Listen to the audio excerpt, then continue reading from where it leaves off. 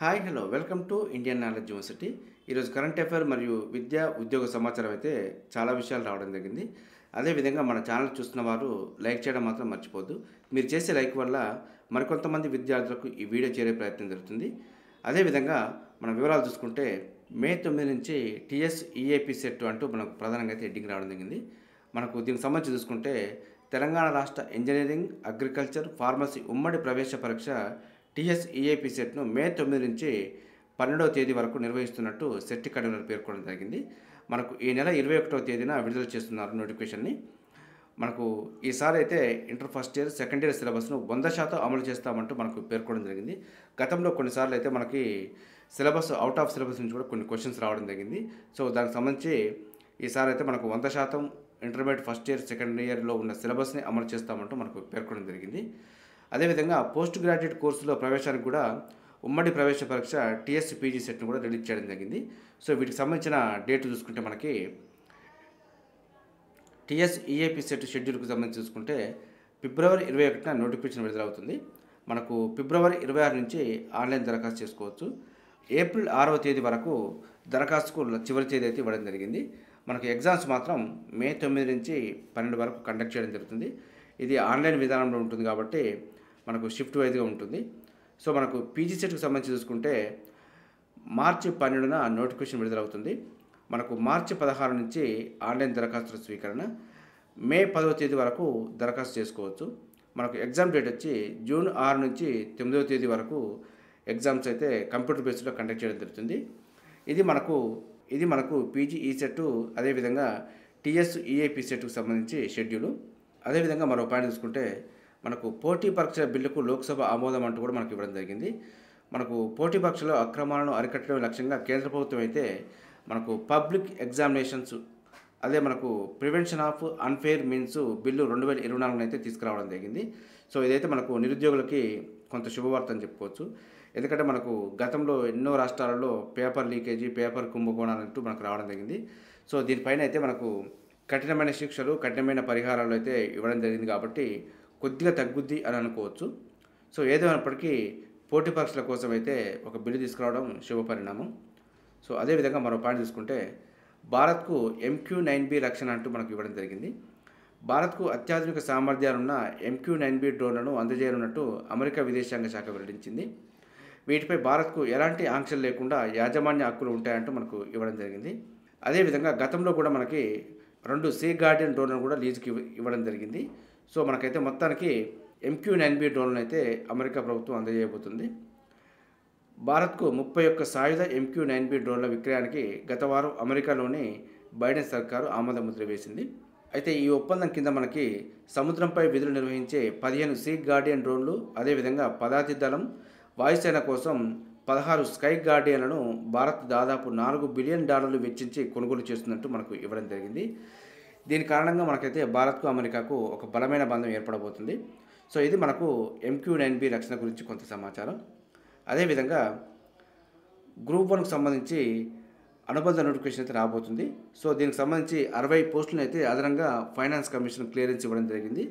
అదేవిధంగా direct recruitment ప్రతిపాదికన recruitment చేయమంటూ మనకు finance commission కూడా టీఎస్పీఎస్సీకి ఆర్డర్ కాపీ పంపించడం జరిగింది. ఇందులో మనకి అసిస్టెంట్ ఆడిటర్ ఆఫీసరు 1 పోస్ట్ ఉంది, డిప్యూటీ సూపరింటెండెంట్ ఆఫ్ పోలీసు 24 పోస్టులు ఉన్నాయి.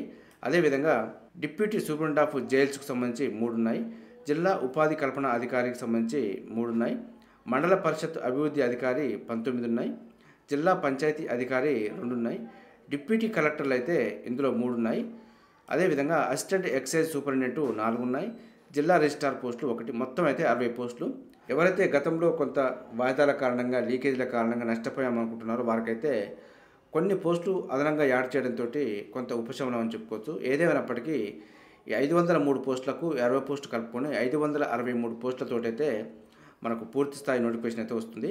సో కాబట్టి అభ్యర్థులు అయితే ప్రిపరేషన్ కంటిన్యూ చేసే ప్రయత్నం చేయండి. సో అదేవిధంగా మరో పాయింట్ చూసుకుంటే ఉత్తరాఖండ్ అసెంబ్లీలో యూసీసీ బిల్లు అంటూ రావడం జరిగింది. మనకి అతి త్వరలో చర్చ, ఓటింగు. యూసీసీ బిల్లు నుంచి గిరిజనులకు మినహాయింపు అంటూ కొన్ని పాయింట్ అయితే ఇవ్వడం జరిగింది. ఉమ్మడి పౌరస్మృతిని అమలు చేయబోతున్న మొదటి రాష్ట్రం ఉత్తరాఖండ్ అవుతుంది. ఉమ్మడి పౌరస్మృతి బిల్లు కనుక ఉత్తరాఖండ్ రాష్ట్రంలో ఆమోదం పొందితే స్వాతంత్రం వచ్చిన తర్వాత యూసీసీ బిల్లును ఆమోదించిన తొలి రాష్ట్రంగా ఉత్తరాఖండ్ అయితే నిలవబోతుంది. మనకు గతంలోనైతే పోర్చుగీస్ వాళ్ళ దగ్గర నుంచి యూసీసీ బిల్లు గోవాలో అయితే అదేవిధంగా కంటిన్యూ అవుతుంది. సో కాబట్టి స్వాతంత్రం వచ్చిన తర్వాత ఆమోదించిన మొట్టమొదటి రాష్ట్రంగా మనకు ఉత్తరాఖండ్ రాష్ట్రం నిలవబోతుంది. సో ఇదైతే మీరు గుర్తుంచుకునే ప్రయత్నం చేయండి. సో ఇలాంటి అప్డేట్ కోసం అయితే మన ఛానల్ చూస్తూనే ఉండండి. అదేవిధంగా 21 వరకు ఓపెన్ స్కూల్ పరీక్ష రుసుము చెల్లింపు గడువు అంటూ మనకి ఇవ్వడం జరిగింది. ఎవరైతే 10th ఇంటర్మీడియట్ రెగ్యులర్ కోర్సు చదవకుండా ఇంటి దగ్గరే ఉంటున్న ఓపెన్ స్కూల్ అడ్మిషన్ అప్లై చేశారో వారైతే ఈ నెల 12 నుంచి 21 వరకు పరీక్ష ఫీజు చెల్లించుకోవచ్చు. ఇదైతే ఒక మంచి అవకాశం అని చెప్పుకోవచ్చు. 10th ఒక సబ్జెక్టుకు ₹100, అదేవిధంగా ఇంటర్లో ఒక సబ్జెక్టుకు ₹150 పరీక్ష ఫీజు చెల్లించుకోవచ్చు అంటూ ఇవ్వడం జరిగింది. మనకు ₹25 అపరాధ రుసుముతో ఈ నెల 27 వరకు, ₹50 అపరాధ రుసుముతో మార్చి 4 వరకు కూడా చెల్లించుకోవడానికైతే అవకాశం ఉంది. మనకు ఇది తెలంగాణ స్టేట్ ఆన్లైన్ సెంటర్ లేదంటే మీ సేవా కేంద్రాలలో ఫీజు చెల్లించుకోవచ్చు. మరికొంత సమాచారం కావాలనుకున్న వాళ్ళైతే ఈ నెంబర్కు ఫోన్ చేసి కూడా మనకు కనుక్కోవచ్చు. అదేవిధంగా కానిస్టేబుల్ ట్రైనింగ్ ఏర్పాట్లపై డీజీపీ రివ్యూ అంటూ ఇవ్వడం జరిగింది. నాకు తెలిసి ఈ న్యూస్ అయితే పరమ చెత్త న్యూస్. ఎందుకంటే దీనికి సంబంధించిన కేసు అయితే సుప్రీంకోర్టు నడుస్తుంది. దానిపైన ఎలాంటి తీర్పు రాలేదు. అదేవిధంగా బోర్డు కూడా ఎలాంటి చర్యలు కూడా చేపట్టడం లేదు. కాకపోతే ఏంటంటే సర్క్యులేషన్ కోసం కొంత న్యూస్ ఇలా విధంగా రావడం వల్ల కొంతమంది యూట్యూబ్ ఛానల్ వాళ్ళు దీన్ని హైలైట్ చేస్తూ చెప్తున్నారు. సో అందులో భాగంగా మనం చెప్పకపోయేసరికి ఇతనికి ఏం తెలియదు అని అనుకుంటున్నారు. కానీ ఈ న్యూస్ గురించి పెద్దగా చదవాల్సిన అవసరం లేదు, చెప్పాల్సిన పని లేదు. ఎందుకంటే శిక్షణ గురించి ఎలాగో సుప్రీంకోర్టు తీర్పు కానీ లేదంటే ప్రభుత్వం విరమించుకొని ఏదో ఒక నిర్ణయం తీసుకోవడం కానీ చేసిన తప్పుడు మాత్రమే మనకైతే దీనిపైన ఒక క్లారిటీ వస్తుంది. సో దానికి సంబంధించిన అప్డేట్ సమాచారం రాగానే నేను మన ఛానల్లో అప్డేట్ చేస్తాను. 9 నెలల పాటు కొనసాగే శిక్షణలో వీళ్ళ మధ్య ఎక్కువ మందిని జాయిన్ చేయడం, దానికి సంబంధించిన ఏర్పాటు చేయండి అని చెప్పి ఏదో ఒక న్యూస్ అని చెప్పి క్రియేట్ చేయడం జరిగింది. సో ఇదైతే మనకు అన్వాంటెడ్ న్యూస్. సో కొంతమందికి అభ్యర్థులకు ఇది ఇబ్బంది అనిపించినా కూడా వాస్తవాన్ని అయితే చెప్పడం జరుగుతుంది. అదేవిధంగా మరో పాయింట్ చూసుకుంటే యూపీఎస్సీలో 69 పోస్టులు అంటూ మనకు రావడం జరిగింది. ఆన్లైన్ దరఖాస్తుకు చివరి తేదీ ఫిబ్రవరి 15. పూర్తి సమాచారం కోసమైతే upsc.gov.in అఫీషియల్ వెబ్సైట్ చెక్ చేసుకోండి. అదేవిధంగా సర్కార్లో వైద్య విధాన పరిషత్ విలీనం అంటూ కూడా రావడం జరిగింది. మనకు సెకండరీ హెల్త్ డిపార్ట్మెంట్ మార్పు. గతంలో ఆర్టీసీ విలీనం చేస్తూ ప్రభుత్వం నిర్ణయం తీసుకుంది. ఇప్పుడు వైద్య శాఖలో కదలిక అంటూ ఇవ్వడం జరిగింది. దీనిపైన అయితే మనకు ఏపీలో ఆల్రెడీ విలీనమైంది కాబట్టి ఏపీలో విలీనంపై తెలంగాణ టీమ్ స్టడీస్ ప్రభుత్వానికి ఒక రిపోర్టు ఇచ్చిందంటూ ఇవ్వడం జరిగింది. ఇది మనకు తెలంగాణ వైద్య విధాన పరిషత్ అయితే మనకు ప్రభుత్వంలోకి విలీనం కాబోతుంది. ఇది ఈరోజు సంబంధించి కరెంట్ అఫైర్ మరియు విద్యా ఉద్యోగ సమాచారం. ఇదే విధంగా మన ఛానల్లో అయితే ప్రతిరోజు మార్నింగ్ అయితే రావడం జరుగుతుంది. వీటితో పాటు అడ్మిషన్ నోటిఫికేషన్స్ మరియు రిక్రూట్మెంట్ నోటిఫికేషన్ సంబంధించి కూడా ఎప్పటికప్పుడు అప్డేట్ సమాచారం అయితే మన ఛానల్లో అందుబాటులో ఉంటుంది. మన ఛానల్లో జెన్యూన్ సమాచారం మాత్రమే అందుబాటులో ఉంటుంది. ఊహాజనితమైన వార్తలు అయితే నేను ప్రచురించాను. సో ఈ వీడియో నచ్చితే లైక్ చేయండి, షేర్ చేయండి, సబ్స్క్రైబ్ చేసుకోవడం మాత్రం మర్చిపోద్దు. Have a nice day.